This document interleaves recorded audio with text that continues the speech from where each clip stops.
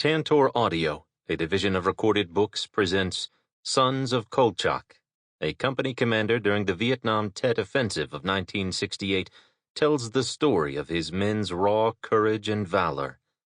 By Michael E. Wikan, Lieutenant Colonel, U.S. Army, retired. Narrated by Shawn Compton. Foreword. The Westmoreland Letter. The story you are about to read was first written with a pencil upon legal-size yellow paper in 1988. Over the next year, it was converted to word processor, and a couple years after that to Microsoft Word. In 1994, the draft was accepted by a publisher for commercial publication and distribution. In 1995, I attended a cocktail party for General and Mrs. William C. Westmoreland, and as we spoke, I told him about the book contract. He graciously agreed to look at the story and perhaps write an introduction. Several months later, he returned to our home and spent a morning at my house drinking coffee and discussing the book and several of the incidents covered in the manuscript. I was flattered by his attention since the last time I saw him, prior to the cocktail party, was in 1968. By late 1996, we had his introduction pared down to a final draft, which would change one word. This draft, with his handwritten note, is what follows. The publisher, meantime, filed for bankruptcy shortly after General Westmoreland was preparing his final letter, and 5 years later, the rights to my story, Sons of Kolchak, were returned to me by the Utah Bankruptcy Court. I never pursued publication after that time, until now. Finally, the story that General Westmoreland agreed to introduce so long ago is ready. Introduction. Sons of Kolchak. Through the Vietnam War and the United States' direct involvement in Vietnam ended more than 20 years ago, books about the protracted conflict will be written for years to come. My personal direct involvement as COM U.S. MAC-V ended 28 years ago when I was reassigned to the position of Chief of Staff of the U.S. Army. Yet, in the minds of more than 1 million soldiers who served in Vietnam, and many more millions of our citizens, I shall forever be linked to the specific time period covered in Sons of Kolchak, a story of the Tet Offensive of 1968. In my book, A Soldier Reports, written following my 36 years of active duty service, I wrote in great detail about the Tet time period, the political interaction that I had to deal with as a day-to-day reality, and how the press reports and media coverages of events served to change the focus of our nation from the facts of military success and opportunity to internal conflict. The 5 months that followed, the North Vietnamese Army changing the war from what had been primarily a guerrilla war to a conventional conflict, presented our Allied forces with unprecedented tactical successes throughout South Vietnam. It is time that the battalion and company commanders of the time period present their stories, and, in so doing, help fill the picture and truth of combat service in Vietnam. Lieutenant Colonel Mike Wikan has presented a vivid and credible picture of life in an infantry company and participation in significant combat engagements. I well remember the night combat assault Mike and his company conducted the night of 29 to 30 January 1968. The action was of enough significance that his battalion commander, Lieutenant Colonel Walter Adams, briefed the action to commanders throughout Vietnam that lessons learned could be applied elsewhere. Sons of Kolchak is a well-told story and unusual in its presentation of the parallel stories of what the enemy was doing at the time. War is not a pretty business, and there is much unvarnished conflict presented in this book with the attendant courage, valor, and heroism which characterized our soldiers in Vietnam. But it is the humor and leadership challenges presented in this story which gives this credibility beyond just being a battle after-action report. The time of Tet 1968 and the period before were primarily small unit actions, platoon and company, interspersed occasionally with larger-scale operations. The actions of commanders, leaders, and men within these small units was generally excellent. When I was first contacted by the author of Sons of Kolchak, I could not quite place him in my memory, though I remembered the presentation of the Distinguished Service Cross ceremony to one of Mike's soldiers in the Iron Triangle. In March 1996, we met at a party, and then at Mike's home in Florida, and talked about his book and the time when I was superintendent of the United States Military Academy. Mike was a member of the class of 1964, which entered the academy in 1960. Shortly before the end of the summer, the class voted on its class motto, and I submitted "Give It More 64" as one of the nominated mottos. In a close vote, the class chose instead the motto, "Stars in Store for 64." At that time, neither they nor I knew that the stars that were in store would primarily refer to the silver and bronze stars won on the field of battle. Now, as the class of 64 nears the end of its military service to our nation, it counts 15 that reach the stars of general, including one 4-star general, and men who shaped the education of our nation's future leaders as Commandant of the Army War College and Dean of Academics at West Point. I believe that readers will find this story of interest and will remember that it was written by a man awarded 2 Silver Stars for valor and whose division commander once characterized him as fearless and absolutely cool under pressure. W.C. Westmoreland, General, U.S. Army, retired. Prologue.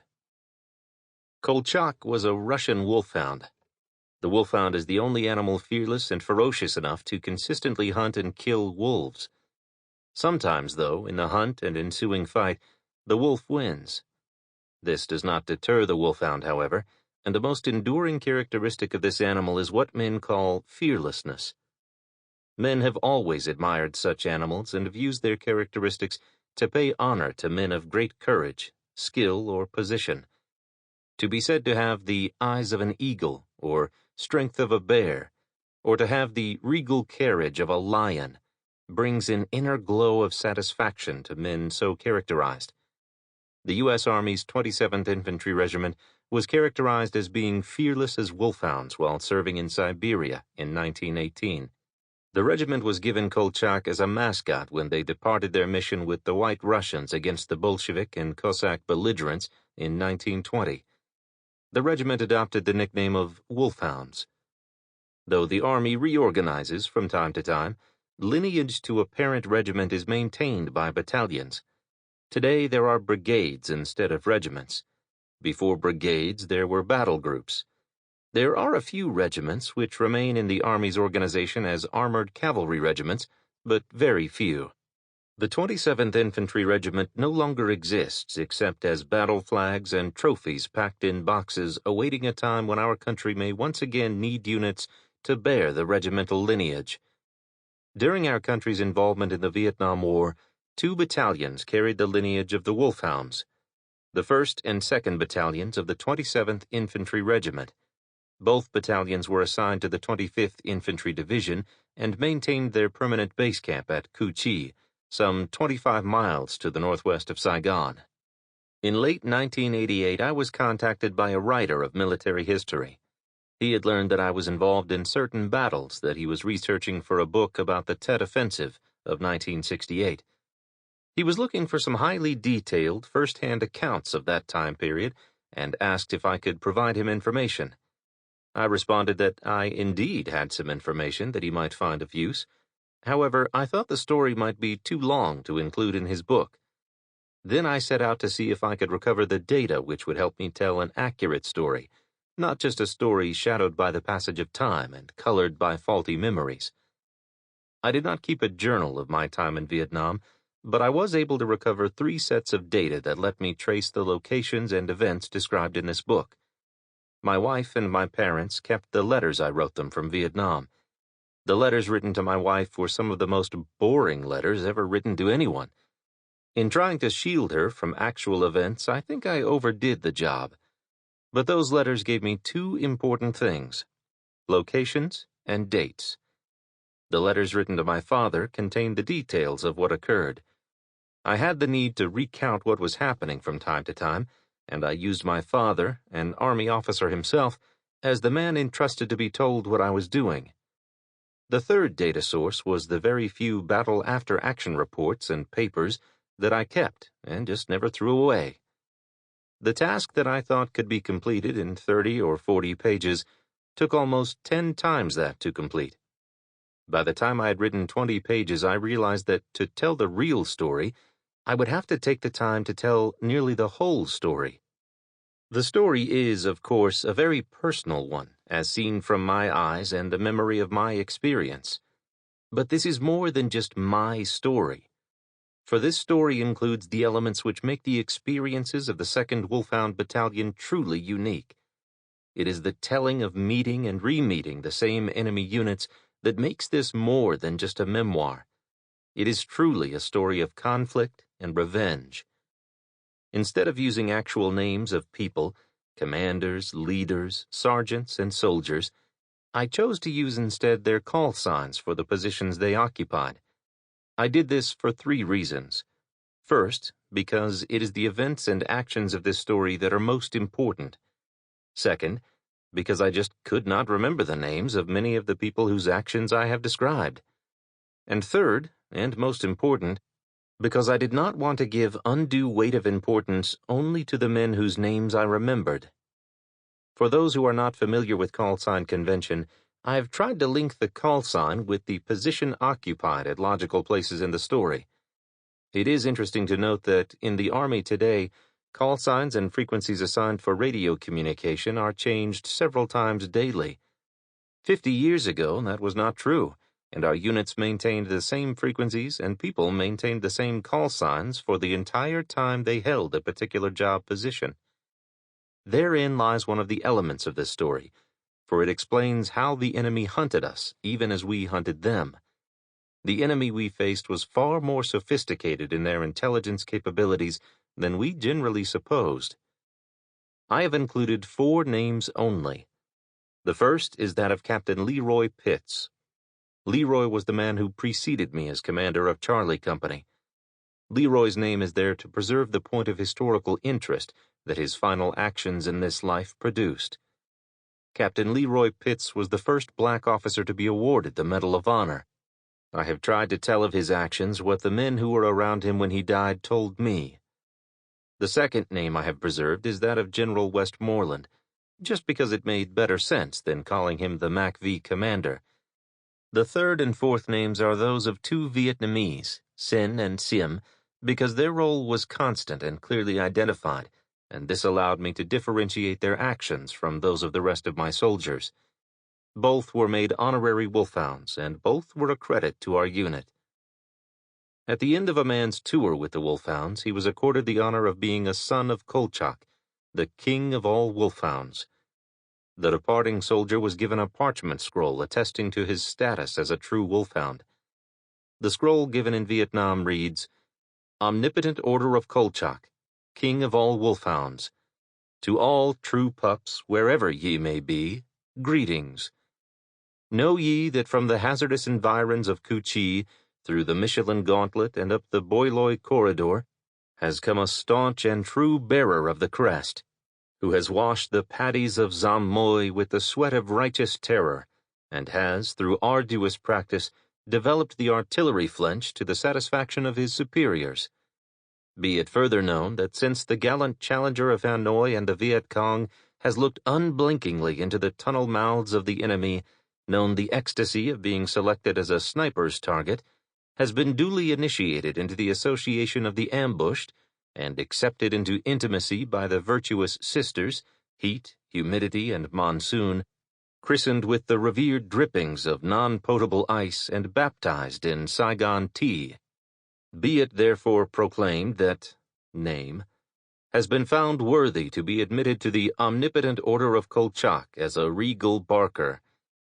Be it therefore ordered that all wolfhound warriors accord name with all honor and respect to which he is entitled, given under the paw and seal of Kolchak 5. The scroll is signed by the wolfhound commander, countersigned by Ye Wolfhound, and marked by the paw of Kolchak 5, king of all wolfhounds. The scroll is decorated with the battalion's crest, the head of a wolfhound, and the Latin motto, Nec aspera terrent, which means fearless. For those of you who are history buffs, take note of the story of the first battle of the Tet Offensive, the truth of the Tan Son Nhut textile factory, and baiting attempt near Cambodia. The parallel stories of the two enemy regiments are only as true as I can tell them. Their movements are as I remember them, and the Tet Offensive missions are true. The enemy conversations are, of course, contrived by me, but they reflect the things that I have imagined about those men for more than 20 years. The parallel story of the young enemy soldier is true. Here and there I may have missed a day in the story of the wolfhounds, or may have misplaced an event or two. If so, these are wholly unintentional. The conversations recorded really happened and have been related the best that my memory permits. For me, the walk back in time to the days of 1967 and 1968 has been personally rewarding and illuminating. So come, let me show you where the sons of Kolchak walked, while I tell the story of high adventure and danger, so that you might know the joy and sadness, heroism and duty, of what it was to be a wolfhound. I only hope that I have told the story well enough. Departing. The helicopter's engine began its whine, and the rotor blades began to turn as I threw my bag aboard and climbed in. The noise of the engine and speed of the rotors increased as I buckled the safety belt around my waist and put on the communications headset. The pilot looked over his shoulder at me, and his voice was clear over the headphones as he asked, "Are you ready to go, Mike?" "Yeah, sure, let's get out of here," I answered. We rose to a hover and turned toward the center of the runway. Looking through the dust raised by the prop wash, I saw our division commander standing by the jeep that had brought us to the airfield. I first sat tall in my seat, then leaned forward to make sure that he saw my farewell salute. He returned my salute, and I waved a last goodbye as the general's command and control ship changed pitch, gathered speed, and then rose as we departed Cu Chi, Vietnam. It was the 5th of July, 1968, and I was going home. The helicopter continued its rise west, and I could see first the battalion headquarters, and then the company, my company, hooches and barracks where so much of my time had been spent. We continued to rise, and the voice in my ears said, "Thought I'd give you one last look at the area of operations, the AO." My response was automatic as I pushed the switch to talk. "Yeah, okay. Sure is hazy today." I looked toward the northwest, and a kaleidoscope of images and memories came tumbling through my mind. There, the Boiloy Woods where we first met the 271st Regiment, and they took my platoon. And beyond in the mist, Zamrang with its marksmen, and Nui Ba Den, the Black Virgin Mountain, marking the turning point to Cambodia, where we tried to bait the enemy from his sanctuary. Where my eyes could not see, my mind replaced the mist with images of startling clarity. The helicopter continued its ascent and slowly began to arc north, around our division base camp. Here, the Hobo Woods where we spent Christmas, and Santa Claus came to visit. There, by the bend in the river, the VC Hotel. West of there was the Tiger's Lair, and beyond, the battlefield that marked the place where Tet began, and Charlie Company began its climb to greatness. Way beyond, War Zone D with its dark, silent jungles and the Great Python, and closer, the Iron Triangle and its labyrinth of tunnels. The helicopter stopped its climb and swung toward the south. Now my eyes marked the places of the Gomon Battalion disaster and the Hakmon Swamp where Leroy Pitts won his Medal of Honor against the Gomon, and where Charlie Company took its final retribution against the 271st. "Have you seen enough?" "Yeah, let's go. Let's get to Saigon." "Ha, you've got plenty of time. The Freedom Bird doesn't leave for 4 or 5 hours yet. The old man really wanted you to stay, you know." "Yep, but I've been taught you don't volunteer for nothing." "But are you sorry to be going?" "Hell no, are you kidding me? Now let's get out of here." "Well, I'm going to give you a ride you won't forget. Hold on." And the helicopter began its drop, the way a hawk folds its wings and stoops for a kill. Down, rushing down, we headed for the Hakmon Swamp until we were skimming barely over the tall grasses. As my eyes marked the spots so familiar to me, my mind surrendered to the images that rushed and collided in a montage of remembering and forgetting. There, the ambush spot. The canal bank where the 271st left their dead piled like wood for the winter. Ha! The home of the perfect pig. And there, the buffalo wallow. Oh yes, that's where we took our revenge. Wonder if the old woman who warned us of the booby traps still lives in that place. And to the east, yes, there it was, the place where the ambush failed. The aircraft skipped over the hedgerows and hamlets and rushed at top speed over the rice paddies, sending water buffalo stampeding and farmers turning to watch our hasty passage. Then we rose, nearing Saigon, and proceeded at a more rational speed. You know the general would be damn mad if he knew you were flying his bird this way. Ah, well, he's not here. See any familiar territory? I saw a few spots I thought were familiar. There, coming up now, the textile factory, and where the three-quarter calves stopped the Tan Son Nhut attack, and the police headquarters we took back, and the South Vietnamese compound the NVA forgot. The helicopter made its approach and descended to the helipad designated Hotel 3. Take care, Mike. You too, and thanks for the ride.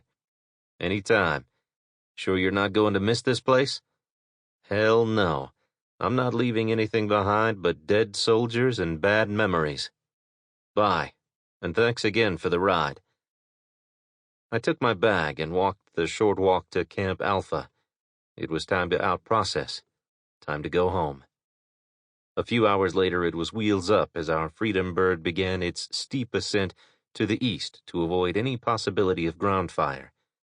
The passengers gave a loud cheer and began to clap. I closed my eyes through the climb, and my mind resurrected the visions of battlefields and firefights, and mostly the men of Charlie Company, my men. There had been so many. We had been so close, and already I was forgetting their names. But the faces, the images, were still sharp and clear, even though I had left them more than 4 months earlier. I wondered if they remembered me. They were on their third commander since my departure. I wondered if they knew just how good they were. The plane had leveled, and the pilot announced the flight plan information and then mentioned that the stewardesses would be serving drinks, if anyone were interested. There was another loud cheer from our passengers at this announcement. I opened my eyes and looked out the window. Already Vietnam was receding in the mist of distance. Already we were over the ocean, and I could see the dark specks which marked the picket line of Navy ships off the coast. Had it really been a year? Remember the entry to Vietnam by ship? Remember Da Nang and your first view of the war? The Phantom that crashed, and the artillery booming, then exploding against the mountains to the west, and the sampan shot by the patrol boat, and the secondary explosions? Remember the trip down the coast, watching those picket ships firing their guns against the beaches and hills? Remember the 42 officers and 2,500 men that came with you as mass replacements for the 25th Division? How many of them made it? Some should be going home today, too. Are any on this plane? I ordered a bourbon and Coke, and introducing myself to the captain beside me broke my reverie for a while. We talked and drank, and then he said he was planning to sleep most of the trip and closed his eyes. I stepped over his legs and walked back to the galley where several other soldiers were already getting another drink. I was wide awake and welcomed company. Hi there, Captain. Glad to see you made it. Well, hello. Haven't seen you in a year. Glad you made it, too. Are there others here that came over with us? Damn right. I think most of the plane is filled with our guys. Hello, Charlie 6.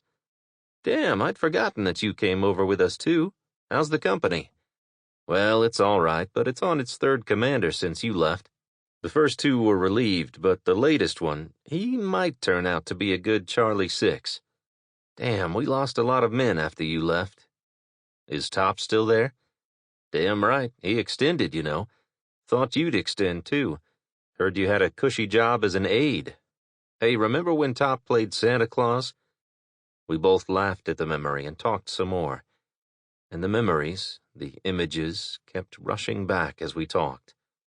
Others came to the galley, and finally we left to return to our seats and make room for the new arrivals. As I walked back to my seat, I looked at the other passengers, and here and there I saw familiar faces, and some recognized me, too. I climbed back into my seat and fastened the safety belt, watching the ocean and clouds while I finished my drink.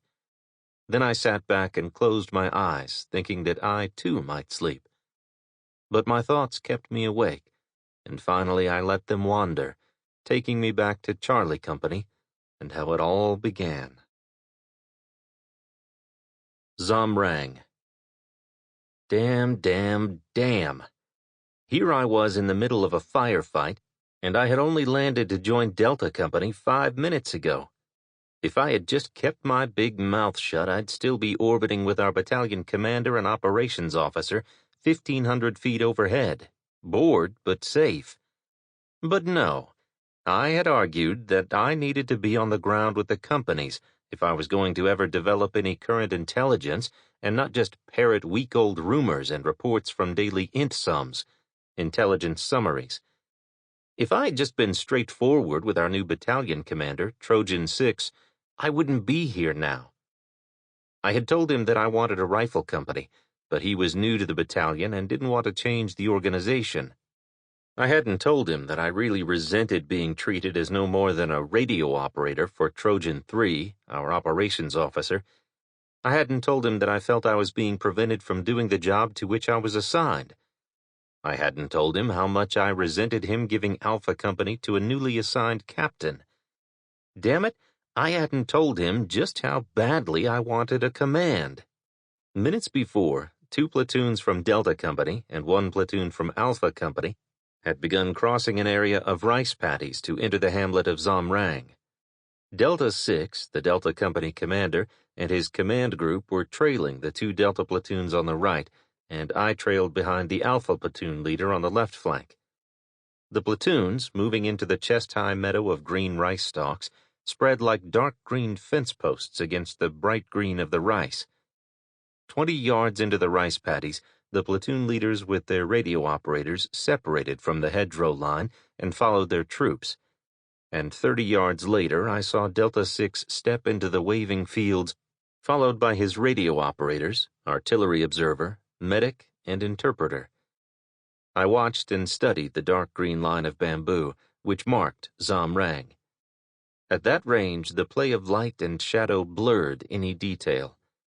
Involuntarily, I shuddered and watched our troops move and knew absolutely what great targets they made and how definitely their formation marked their leaders. One man who could shoot would have his choice of targets once the unit moved closer, and I decided to stay next to the hedgerow, hidden by the shadows until the platoons reached the hamlet. Delta 6 was also measuring the distances and the hedgerow to our front. He first halted his right flank platoon after they had moved 50 yards. Then, another 50 yards along, he halted his second platoon and moved up the one that had been halted. The Alpha platoon continued forward until the midpoint to the objective had been reached, then crossed. The sharp report of a single rifle shot dropped the Alpha platoon leader. The troops dropped into the rice paddy, and the lieutenant began calling for a medic, who I saw running to assist him. There was no answering hail of return fire, since no one knew where the shot had come from. Another round came seeking a target and missed, and the soldiers returned fire at a still unlocated target. I ran into the rice to help the medic, under the covering fire of the Delta and Alpha rifles. 2 enemy rifles shot, dropping another Alpha platoon leader, and the Alpha medic now had a problem. 2 wounded men and no way to get them out. The lieutenant had been hit hard in his left leg close to his groin, and an artery had been severed. We had to get this man out fast, and there was no way to carry him back under the guns of the enemy. I sent the medic on and told him I'd take care of the lieutenant. Grabbing the back of the platoon leader's fatigue jacket and harness from his web gear, I began pulling him back toward the hedgerow from which I had come. I yelled at him to kick with his right leg and keep his hands on the pressure bandage the medic had applied. We left a trail of blood in the muddy rice paddy water, and I was afraid he'd bleed to death. I pulled and cursed him to make him mad and keep him conscious. I cursed him for his size and reminded him that I'd told him he was too big to be an infantryman months earlier. And I cursed him for keeping... Sample complete. Ready to continue?